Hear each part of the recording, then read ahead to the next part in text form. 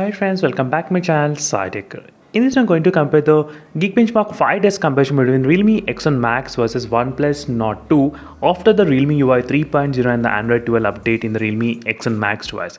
And during this process I'll try to use the high performance mode. Let's see if I'm using high performance mode, how much the score we can actually expect in the Realme X1 Max versus the OnePlus Nord 2 device. So this is going to be really very interesting to see. So which phone will be having what kind of performance levels. And let's go to the battery and change the options to the high performance mode. So between these both phones I'm going to change exactly. So high performance mode is turned on in the OnePlus Nord 2 and even in the Realme X1 Max as well with the latest Realme UI 3.0 update. As you can clearly see, all the apps are completely clear from the background RAM management. That's perfectly done. And this is the Geekbenchmark 5 application which I'll be opening at this moment.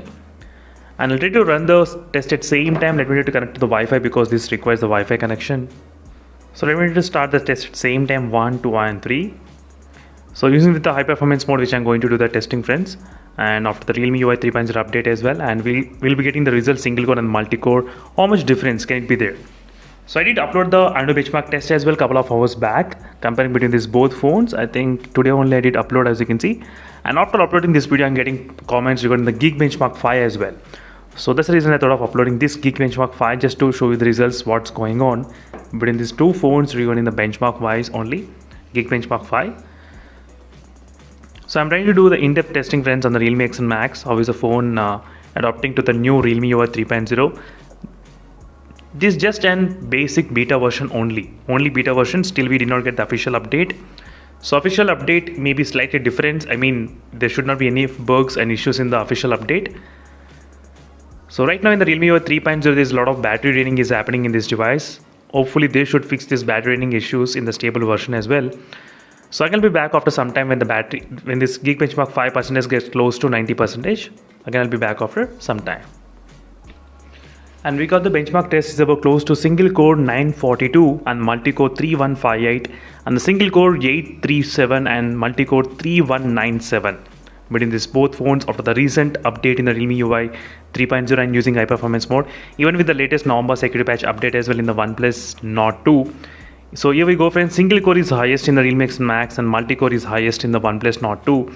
And Realme X1 Max, before I did get the highest score as well. I think 3248 the phone did reach before as well, 3236, and right now 941 it did reach. So as you can clearly see comparing between these both phones regarding the Geekbenchmark 5 test. So let's do one more thing. Let me run the second round of testing. Let's see what happens with the second round 1, 2 and 3. So I'm going to be back after some time. I'm just trying to use a high performance mode only during this process of testing. So after some time, let's see friends what will be the results. So I did do the second time Geekbenchmark 5 test results as well. This time again the OnePlus Nord 2 did get the highest results. As you can see friends clearly what's happening at this moment. You can clearly see the difference what is going on. So top two results you can actually concentrate right now, which I did today on the 12th December.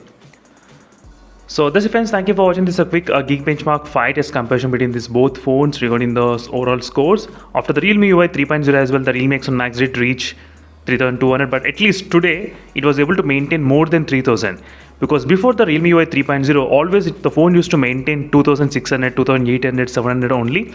But after the Realme UI 3.0 the phone was able to maintain above 3000 in the multi-core test results. That's kind of really fantastic to see in this device.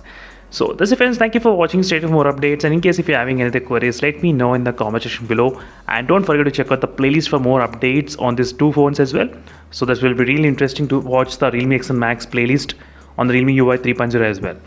So thank you for watching. See you in the next video and stay tuned. Meanwhile, signing off until then, bye.